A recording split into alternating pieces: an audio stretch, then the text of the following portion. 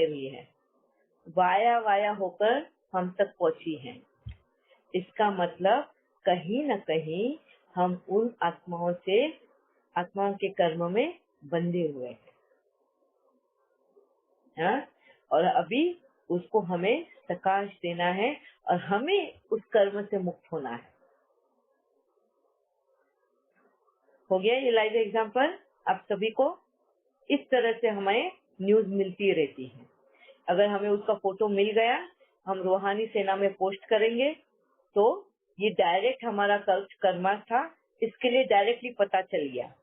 और अगर समझो किसी के फोटोज नहीं मिलते हैं हमें, तो कहीं ना कहीं मनसा के थ्रू हम उनके साथ कर्म से जुड़े हुए हैं, इसके लिए उनको सिर्फ ऐसा क्या बोलते हैं उसको, क्यूमुलेटिव प्रकाश दे सकते हैं ग्लोब के ऊपर, क्योंकि हमें वो पता नहीं कि वो आत्मा किस जगह पर रह रही है। ठीक है? हाँ जी प्रीति बहन। दिन भर में तो कितने सारे न्यूज आते रहते हैं, हम सब कुछ सुनते रहते हैं, बहुत सारा वर्ल्ड का भी तो न्यूज सुनता है। दीदी तो क्या वही इतने क्वेश्चन था सारे मेरा, वही तो इतने क्वेश्चन। सारे लोगों से हम कर्म में बंधे? ये तो तुमने कितने जन्म भी लिए है ना, और एक ही जन्म में तुम देखो कितने लोगों के साथ में संपर्क में आते हैं। अभी ये देवांग भाई अभी मस्कट में रहते हैं फिलहाल, ओमान में, हाँ? उनका बचपन मुंबई में गुजरा है, फुल उनकी बचपन जो है, यूथ है, यंग एज मुंबई में गुजरा, मगर उनका माइक म्यूट कर देना। हाँ हाँ। मगर उनका कर्मों का हिसाब किताब उस कंट्री के साथ भी था, उस कंट्री में रहने वाली आत्माओं के साथ भी था। इसके लिए उसको तकदीर ने ओमान पहुंचा दिया है। जिनके साथ में फिजिकली कर्मास बाकी थे, वो चुकतू करने के लिए वो ओमान पहुंचे। मगर जो यहाँ पे मुंबई में जब रहे, जिनके साथ आधे अधूरे कर्मास बाकी हैं, वो भी तो संपूर्ण करने हैं ना। ऐसे ही हमारा जन्म जन्म का भी होता है। ये इनके दूसरा जन्म समझो, ओमान पहुंचे मतलब वो दूसरा जन्म हुआ। मतलब इसका अर्थ ये तो नहीं ना कि जो जब वो मुंबई में रहते थे, इंडिया में रहते थे, उनके साथ के कर्मास खत्म हो चुके, नहीं। ऐसे ही हमारे कई जन्म, हाँ, और एक ही जन्म में हमने कितनी ही जगह पे ट्रेवल किए होंगे, कितने ही लोगों को मिले होंगे, तो उन सभी के साथ में कोई ना कोई हिसाब हमारा लेन देन बाकी रहता है। किसी से लेना बाकी है तो किसी को देना बाकी, दोनों भी चलते रहता है। इसलिए हम वो चुकचुक करते ही रहते हैं। जिनके साथ फिजिकली बाकी होता है, तो फिजिकली इधर वो हम तक पहुंचते हैं या हम उन तक पहुंचते हैं। और अगर समझो हम अगर नहीं पहुंच पाते हैं, मगर उनका समझो मटेरियल थिंग्स से लेकर लेन देन बाकी है, तो कैसे चुकतू होता है वो? दान धर्म से। जो हम दान दक्षिणा धर्मा करते हैं ना, धर्माऊ बोलते हैं उसको, जो हम करते हैं, तो वो जहाँ जहाँ हमारा हिसाब किताब जिनसे लेना देना बाकी है, ये वहां तक पहुंचता है। भले ही तुम कपड़ों का दान दो, ब्लड डोनेशन दो, ऑर्गन्स का दान दो, हाँ, अनाज का दान दो, पैसे वाइज दान दो, या तुम्हारा शक्ति मतलब तुम्हारी सेवा करो जाके बाहर। आज समझो फॉर एग्जाम्पल, मैं बाहर जाके आज कोरोना में लोगों को कहीं हेल्प कर रही हूँ, जो यहाँ पर है। हो सकता है मैं उनके कर्म में नहीं थी, मगर मैं जाके उनको हेल्प कर रही हूँ। आज उनको वो हेल्प मिली और उनको वो अगर एहसास लग रहा है, तो कल कहीं ना कहीं जाके वो दूसरे को हेल्प करेंगे, ये बोल के कि मेरे भी आड़े वक्त मुझे किसी ने हेल्प की थी, आज मेरे को वो मौका मिला है ऋण चुकाने का। तो वो क्या हो रहा है, मेरा ऋण वो आत्मा उस जगह पे जाके चुका रही है, वाया वाया, क्योंकि शायद मैं डायरेक्टली नहीं पहुंच पा रही हूँ। इस जीवन में मेरा वो संभव नहीं था, इसके लिए ये आत्मा मेरा वो ऋण चुका रही है। मैंने इसको हेल्प करी, उसने जाके उस आत्मा को हेल्प किया जिसको मैं डायरेक्टली करना था। इसके लिए है ना, ये बहुत बोलते हैं ना, एक झमेला है, सब एक दूसरे में एंटेंगल्ड हो चुके हैं। संगम युग और ज्ञान में नहीं आए तभी तक हम तो खाली मकड़ी का जाल ही बुनते रहे और कुछ नहीं किया। तो इस तरह से इसके लिए हम बोलते हैं ना, श्रेष्ठ कर्म करने को कभी आगे पीछे सोचना नहीं, हेल्पिंग हैंड सदा रखना है हमें। हमारे सोच से, हमारी वाचा से, हमारी कर्मना से जितना आउट ऑफ वे जाके भी अगर हम कर सकते हैं तो जरूर करना है, क्योंकि जो भी हम करते हैं वो कभी वेस्ट नहीं होता। कहीं न कहीं हमारा एक तो हिसाब चुकतू हो रहा होता है, या फिर हम अपना भविष्य सेव कर रहे होते हैं। ठीक है। हाँ जी शशि बहन। जी दीदी। दीदी कभी जैसे हमें प्रॉब्लम है अपनी बॉडी में, हम बीमार हैं, तो भी हम साकाश दे सकते हैं? क्यों नहीं दे सकते हैं? जी। यही तो सकाश अगर तुम दोगे आपको उल्टा फायदा ही है, आपको उल्टा फायदा ही है। एक मिनट म्यूट कर देना आपका माइक। आप अगर आपकी तकलीफें होने के बावजूद भी अगर आप किसी और को हेल्प कर रहे हो, भले ही वो सकाश हो, भले ही वो फिजिकली हो या वाचा से हो, तो आप तो अपने कर्म अच्छे ही बना रहे हो ना। और ऐसा करने से आप करके देखना, आप अपनी तकलीफें ही भूल जाएंगे। और ये मेरा खुद का अनुभव है। मुझे माइग्रेन था बहुत, और आपको पता है माइग्रेन में हमें बात करना भी कितना मुश्किल होता है, इतना दर्द, हमें ना बात करने का मन करता है, ना किसी से ना संपर्क में आने का मन करता है, ना कुछ काम भी करने का मन करता है। बस सिर इतना फट रहा होता है कि सिर को पैक बांध के ऐसे बंद कमरे में बैठे रहो ऐसा लगता है। मैं ऐसे वक्त में ही मेरे परमात्मा ने मुझे क्या सेवा देता था, वो ज्ञान सुनाने की। उसी वक्त में किसी न किसी का फोन आएगा या कोई ना कोई घर में आएगा, हाँ, और घर में आए अतिथि को हम जाने को तो नहीं बोल सकते ना, टाल तो नहीं सकते। ये तो हमारे संस्कार है भी नहीं। तो उनको बड़े प्यार से बुलाना है, बिठाना है। वो पूछेंगे भी कि आपकी तबीयत ठीक नहीं है क्या, अभी झूठ भी तो नहीं बोलना है। तो क्या बोलेंगे? हाँ, सिर में बहुत दर्द है, माइग्रेन जैसा है। मगर फिर भी अगर वो आत्मा नहीं जा रही है, वो आपसे बैठ के वो आपको मदद करने की कोशिश करेगी। वो बोलेगी मैं आपका सिर दबा दूं, आपको पानी ला के दूं। और उस वक्त आपको ये कुछ भी नहीं चाहिए होता है। आप क्या चाहते हो उस वक्त? मुझे अकेला छोड़ दो। हाँ? अंदर ही अंदर मन में क्या बोलोगे? मुझे अकेला छोड़ दो। मगर हम वो कर नहीं सकते। ये है परमात्मा का इशारा। क्या है कि तुम्हें अब वो उस गेस्ट को अटेंड करना ही है। उसके लिए नाश्ता बनाओ, उसके साथ बैठ के बातें करो, सब करो और करके देखो। और जब तक बैठेगी जाएगी, वो मना भी करेगी, नहीं नहीं आप मत करो, आपकी तबीयत ठीक नहीं है, आप मत करो, मत ये बनाओ। और फिर भी हम बनाते हैं, देते, क्योंकि आए हुए मेहमान को खाली हाथ तो नहीं भेज सकते। उनको नाश्ते का वक्त है तो नाश्ता, खाने के वक्त है तो खाना, चाय का वक्त है तो चाय देके फिर उनका हाल हवाल पूछेंगे, सब कैसे आना हुआ सब पूछेंगे। ऐसे में 1-1.5 घंटा निकल जाएगा।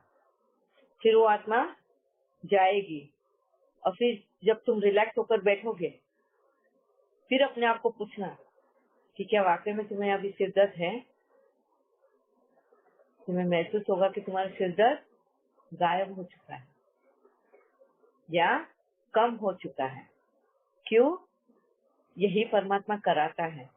जब हमें कोई दर्द होता है ना, उसको लेके नहीं बैठना है, उससे परे हो जाना है। तुम्हें अपने आप को किसी काम में, किसी चीज में मन लगा लेना है, ताकि उसकी दर्द की भावना ही ना हो। और यही परमात्मा मेरे से कराता था। मुझे जब भी शरीर में दर्द होता था तो मुझे पूछता था, तुझे क्या करना पसंद है इस वक्त में? मैं बोला, मुझे कुछ भी करना पसंद नहीं बाबा, मुझे तेरे से बात भी करना पसंद नहीं है। इतना सिर दर्द। और फिर परमात्मा और बात करता था मुझसे, मुझे और वो ज्ञान की बातें सुनाता था, और वो इतनी इंटरेस्टिंग लगती थी कि मैं बैठ के सुनना शुरू करती थी उसकी बातें। और सुनते सुनते कब वो वक्त निकल जाता था, कहाँ वो वक्त चले जाता था पता नहीं। मेरे बीमारी से परे है, जब बाबा की बातें खत्म हो जाती थी तब मैं अपने होश में आती थी और देखती थी कहाँ गया मेरा दर्द। कभी कभी किसी के लिए मिठाई बनाओ कि कोई जा रहा है, गांव जा रहा है, इंडिया आने वाला है, तो इंडिया में उसके परिवार के लिए कुछ मिठाई, कुछ सौगात बनाकर दो। तो बाबा मुझसे वो कराता था किचन में। हाँ, नई नई आइटम ढूंढ, यूट्यूब पे ढूंढ, नई आइटम बना, अच्छा ये वाली आइटम वो चूज करके देता था, ये बना, क्योंकि उसमें वक्त ज्यादा लगने वाला है, उसमें शक्ति ज्यादा यूज होने वाली है। तो ऐसे बाबा आइटम ढूंढ के देता था मुझे और करने लगाता था, तो पूरी मेरी शक्ति उसमें लग जाती थी और थक के मारे में सो जाती थी। तो दर्द किधर गया छू मंतर पता ही नहीं चलता था। हाँ, तो इस तरह से परमात्मा ने मेरे साथ युक्तियां कर करके मेरे को उस दुख दर्द से परे करा देता था, है ना। तो हमेशा हमें फायदा ही होता है, किसी के भी लिए कुछ करने से हमेशा फल उसका अच्छा ही मिलता है। दीदी कोई ऑडियो या वीडियो होगा तो फॉलो फादर में पोस्ट करिए। किस चीज का? बाबा ने युक्तियां बताई, बहुत सारा कुछ बताया। ये अभी पोस्ट हो जाएगा आज। Thank you. तो इस तरह से ये युक्तियां हमें बहुत काम आती है। और कभी भी हमारे दर्द में हमें बेहद दर्द हो रहा हो और ऐसे वक्त में ही अगर कोई ऐसी अनचाही चीजें हमारे साथ होती है ना, तो उस वक्त उन बातों को समझना है कि ये चीजें हमें इस दर्द से निकालने के लिए आई है, हमें और ज्यादा दर्द देने के लिए नहीं आई है। इसको कहते हैं पॉजिटिव एटीट्यूड। क्या कहेंगे? Positive attitude. हम ज्ञान तो बहुत सुनते हैं, दुनिया में बहुत लोग हैं ऐसे ज्ञान बांटने को।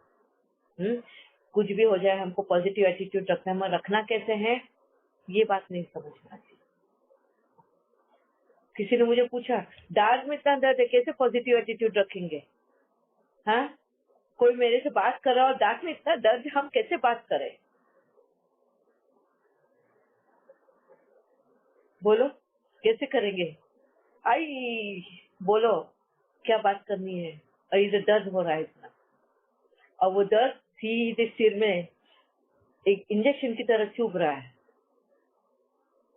मैंने ऐसा भी समय निकाला है। इस दांत दर्द में भी कोई फोन करके मुझे पूछ रहा है कि इस प्रश्न का उत्तर दो मुझे। दीदी मैंने ऑडियो भेजा, आपने ऑडियो का आंसर नहीं दिया, इसके लिए मैंने आपको कॉल कर दिया। हाँ, मुझे इस प्रश्न का उत्तर दो। और मैं उसको बोल रही हूँ मेरे दांत में दर्द है, प्लीज मुझे थोड़ी देर में करना। नहीं दीदी छोटा सा ही है, ज्यादा बड़ा नहीं है, इतना सही है, आपको ये तुरंत ही दे देना, भले आप सुन लो, भले आंसर आप बाद में दे देना, सिर्फ सुन लो। ये मेरे साथ हो चुका है। तो आप क्या बोलोगे, ये कितना बहर है। मैं बोल रही हूँ मेरे दांत में दर्द है फिर भी ये फोन नहीं रखते। ये एक्चुअली समय हमें इस दर्द से परे करने के लिए मदद कर रहा है। ये समय हमें हमारे इस दर्द से परे करने के लिए हमें मदद कर रहा है। ऐसे वक्त में हमें भागना नहीं है। ठीक है, बोलो। और वो मैं सुन लेती हूँ। फिर ऐसा वो क्वेश्चन होता है कि अपने आप ही हम उत्तर देने पे मजबूर हो जाते हैं, और जब वो रिप्लाई देते हैं वो दर्द कहाँ चले जाता है उसकी महसूसता ही नहीं होती है। ये आप करके देखना। कभी भी दर्द को लेकर नहीं बैठना है, उस दर्द से मुक्त कैसे होना है इसके बारे में हमें सोचना है। उससे परे कैसे होना है उसकी हमें प्रैक्टिस करनी है। जब कोई दर्द होता है ना, उसके विपरीत हमें काम करना है। और ये प्रैक्टिस में आप लेके आना, ये मैंने किया है और आज इसीलिए आप सभी के सामने मैं बैठी हूँ। शायद न्यू कमर्स हैं, उनको पता नहीं होगा, मैं पिछले 5 to 6 years से कोई भी मेडिसिन ले नहीं सकती हूँ, इंजेक्शन भी नहीं ले सकती हूँ, कोई मेडिसिन नहीं, कोई ऑइंटमेंट नहीं लगा सकती। और इस बीच में बहुत चीजें हो चुकी हैं। विदाउट मेडिसिन मेरी ट्रीटमेंट हुई है।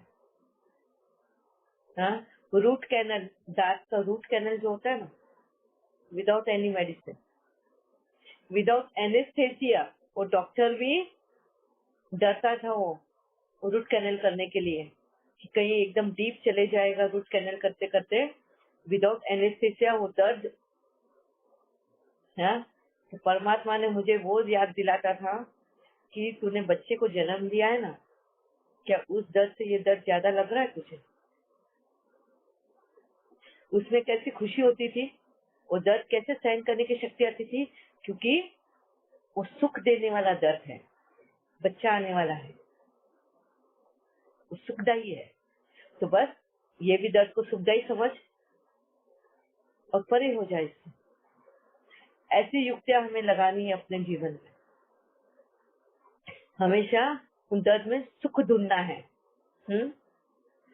और सुख में दुख नहीं ढूंढना कभी भी। सुख को सुख की तरह ही लेना है, मगर दर्द में भी सुख ढूंढना है। ठीक है? और किसी को कुछ क्वेश्चन? हाँ जी रित बहन।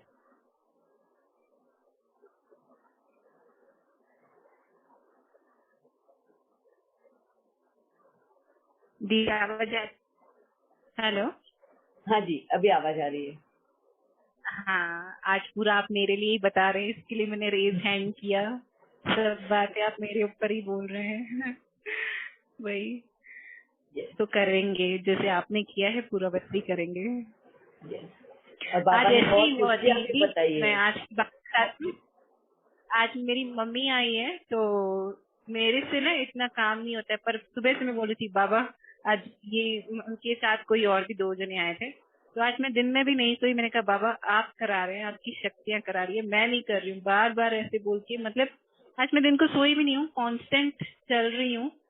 तो और कल भी बेटे का अचानक से बर्थडे सेलिब्रेट किया था, तो मैं बाबा को बोली थी बाबा आप करा रहे हो ये वो, कैसे हुआ, क्योंकि नहीं तो मैं इतना बहुत ज्यादा नहीं कर पा रही थी। अभी आज बहुत अच्छे से हुआ। वाह, वेरी गुड।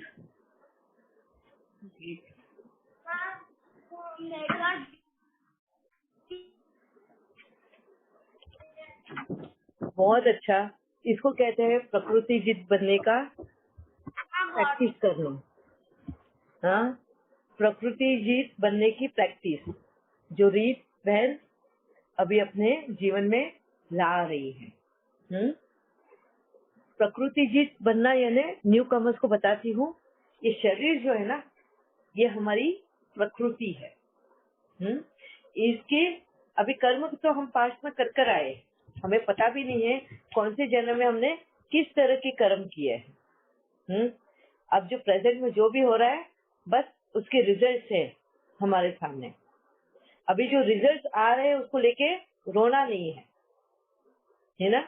हो सकता है वो शरीर के द्वारा आए, शरीर में बीमारी आने की वजह से आए, या फिर रिलेशन के द्वारा आए जो हमें मेंटल स्ट्रेस, मेंटल टेंशन देते हैं। तो ऐसे इसमें हमें ऐसे इसमें हमें प्रकृति जीत बनना है, मतलब इन सब चीजों पे हमारी जीत हासिल करनी है। हमारी कर्मेंद्रियों पे, हमारी ज्ञान इंद्रियों पे हमें जीत हासिल करनी है, तभी हम प्रकृति के राजा कहलाएंगे। क्या कहलाएंगे? प्रकृति के राजा। इस शरीर के मालिक बन जाएंगे। आज हम थोड़ी थोड़ी छोटी छोटी बीमारियों से हम दास बन जाते हैं। ये शरीर हमें सोने को बोलता है, हम सो जाते हैं। ये शरीर हमें तकलीफ देता है, हम उस तकलीफ पे बह जाते हैं। इसके लिए हम इसको ये शरीर मालिक बन गया है हमारा। अब हमें प्रैक्टिस करनी है कि हम खुद इसके मालिक बने, हम जैसा बोले वैसा वो चले। ठीक है? हाँ जी, और किसी को पूछना था?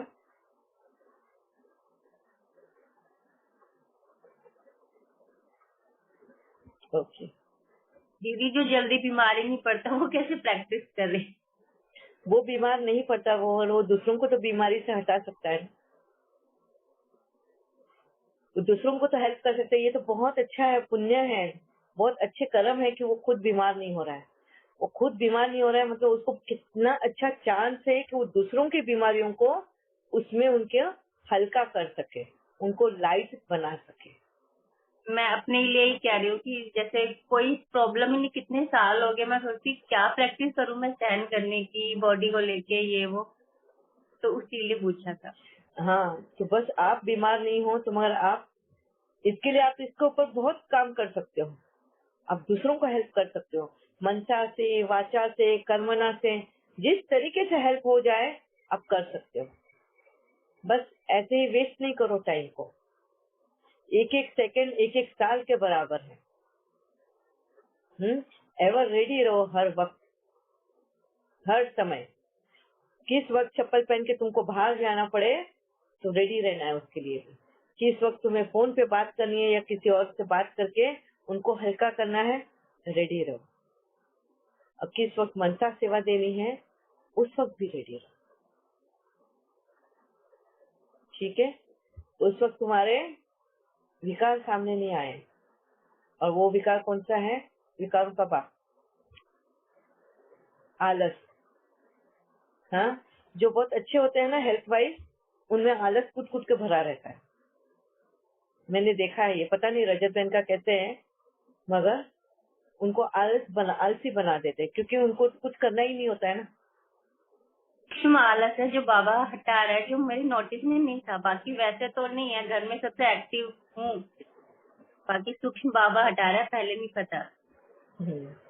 आलस मतलब वो है कि हम अपने काम बहुत अच्छे से कर लेते हैं, उसको आलस नहीं बोलेंगे। आलस तब हमें सामने नजर आता है कि हमें जब किसी और के लिए कुछ करना पड़े और हमें खड़ा हो, उस वक्त वो चेकिंग पॉइंट है कि क्या मेरे में आलस है। जैसे आज तुम्हें कोई चीज की जरूरत नहीं है, मगर कोई और तुम्हें बोल दे कि तुमको 2 किलोमीटर जाके मेरे लिए ये लाना है क्योंकि उसकी तबीयत अच्छी नहीं है, तो क्या तुम 2 किलोमीटर उसके लिए जाके लेकर आओगे?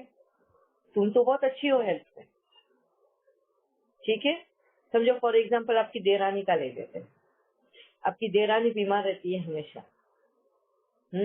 आप बहुत हेल्थ में अच्छे हो और आज वो बीमार है और वो नहीं उठ पा रही है, तो तुम्हें उसको हेल्प करनी है और वो तुम्हें बोले कि 2 किलोमीटर चल के तुम्हें मेरे लिए मेडिसिन लाना है। अगर आपने वो किया तो समझ जाना कि आप में आलस नहीं है। हाँ दीदी, जाती हूँ। इनफैक्ट पड़ोस में भी किसी ने बोला था, उसके साथ भी गई थी। नहीं, तो ये तो एक एग्जाम्पल दिया मैंने। हाँ दीदी, ये एक एग्जाम्पल दिया। मैं वही कह रही, जो मेरी नोटिस में है ही नहीं वो चीज पे जा रहा है, जो एक हम इग्नोर कर देते हैं, नोटिस नहीं आता है। यस, और स्पेशली हम अपनों के साथ में ही वो करते हैं। हाँ, दूसरों के, अगर आप देखो नेबर ने अगर आपको बोला तो आप तुरंत करेंगे, मैं यही चीज अगर अपने बोले तो नहीं करेंगे। क्यों? क्योंकि अपनों से अपने वाई वाई नहीं मिलती है हमें। वो बोलेंगे हाँ तेरा तो फर्ज था, क्या हुआ उसको, कौन सी बड़ी बात करी। और हमें क्या चाहिए होता है? एप्रिसिएशन। अगर समझो मैंने नेबर का काम किया तो नेबर 4 लोगों को जाके बोलेगी देखो इसने तो मेरे लिए कोई अपनी नहीं होके भी मेरे लिए इतना किया, इसने मेरे लिए इतना किया। तो ये सुन के हमें कितनी अच्छी लगती है वो चीज, इसके लिए हम उनके लिए करते हैं। और यही अगर मेरे पति ने बोला होता या मेरी सास ने बोला होता या मेरे कोई और ने बोला रहता तो बोलती ये तो तू बहू है ना, तेरा फर्ज है करने का, उसमें कौन सी तूने बहुत बड़ी बात कर दी। तो हमें वाहवाही नहीं मिलती, एप्रिसिएशन नहीं मिलता, और एप्रिसिएशन नहीं मिलती इसके लिए हम उनकी चीजों को इग्नोर करने देते हैं, नहीं करना चाहते हैं। हम उसमें अपनी रास्ता काटना चाहते हैं, अपना आपको छुड़ाना चाहते हैं उस काम से। ये बहुत ध्यान देने की जरूरत है। ये तो एक्चुअली हमारा अपना परिवार तो हमारे कर्मों की वजह से ही आया हुआ है हमारे नसीब में, है ना। अगर हेल्प की जरूरत है तो सबसे पहले तो उनको हेल्प करना ही करना है, तभी तो हम उनके कर्मों से मुक्त होंगे। नहीं तो अगले जन्म में फिर वही है। शायद हो सकता है इस जन्म में जो मेरी देरानी बन के आई, अगले जन्म में वो मेरी जेठानी बन के मेरे से डबल काम करवाए। ये पहले था ऐसे, लेकिन जब आपसे जुड़े हैं तब समझ आई है, तब वो चीजें सुधारी हैं। नहीं, ये तो बहुत अच्छा है। मैं तो एक आम एवरेज एग्जाम्पल दे रही हूँ, सभी का कॉमन एग्जाम्पल है ये, और ये कॉमनली होता है, वेरी कॉमनली होता है। हम अपनों के काम नहीं करेंगे मगर दूसरों के काम करने जाएंगे, क्योंकि उधर से एप्रिसिएशन मिलता है। और अपनों के लिए तो हमें फॉर ग्रांटेड लिया जाता है। अरे तूने कौन सा बड़ा काम किया, तू तो बहन ही है ना, तू बेटी ही है ना, तू तो बेटा ही है ना, तेरा तो फर्ज बनता है करने का। तू तो माँ है, तू तो पिता है, तेरा तो फर्ज है ये सब करने का। We don't get appreciation. और ये एक टेम्पररी सुख है एप्रिसिएशन, इसके पीछे नहीं भागना है। हमें ये देखना है कि हम कितने श्रेष्ठ कर्म कर सके, फिर वो कोई भी हो उस जगह पे, मेरे अपने हो या पराये हो, कोई भी हो, हर एक को समान रूप में देखना, उसको कहते हैं सबको आत्मा के स्वरूप में देखना। ना कोई मेरा ना कोई पराया, सब मेरे अपने। क्योंकि ये सभी परमात्मा के बच्चे हैं, और परमात्मा अगर मेरा है तो परमात्मा का संसार भी मेरा हो गया। तो मेरा रिलेशन परमात्मा के थ्रू सभी के साथ है। तो सभी परमात्मा के बच्चे तो सभी मेरे भी बच्चे। ठीक है। और किसी को कुछ क्वेश्चन है?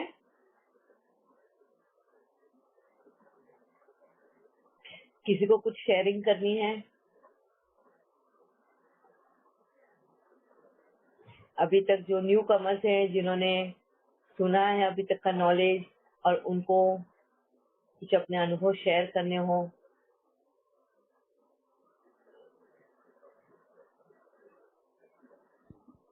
ओम शांति दीदी। हाँ जी नीना बहन।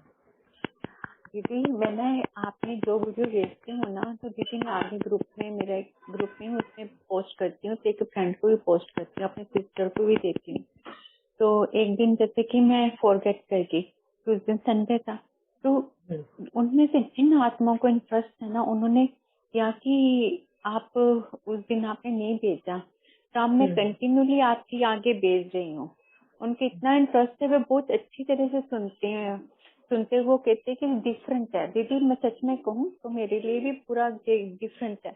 मुझे इतनी जैसे बिल्कुल जो आप इतने समझाते हो, 7 डेज का कोर्स तो मेरे लिए तो जो नया है, नहीं समझी था पहले एक्चुअली क्या मतलब इसका मीनिंग क्या है। एक किताब की तरह थी ना, जैसे कि मन बुद्धि संस्कार, जैसे किताब की तरह, जैसे जिसने 7 डेज का कोर्स कर लिया। हाँ मैंने किया ना, मैंने 2 बार किया अगर 7 डेज का कोर्स है, ऐसा मैं कहती थी। लेकिन एक्चुअली 7 डेज का कोर्स है क्या, उसकी गहराई दीदी आपने समझाई। और जैसे मैं बेचती रहती हूँ ना आपको, तो सच में को ना, तो उसमें जो 3 आत्माएं हैं वो खुद आगे बढ़कर, उन्हें आपका बहुत अच्छा है। तो आपने जो कर्मों की गति को उन्हें भी सब भेजा, बहुत अच्छा लग रहा है उन्हें। थैंक यू दीदी। थैंक यू बाबा। ये है वाया ज्ञान उन तक पहुंचना, तो इसको कहते हैं वाचा सेवा।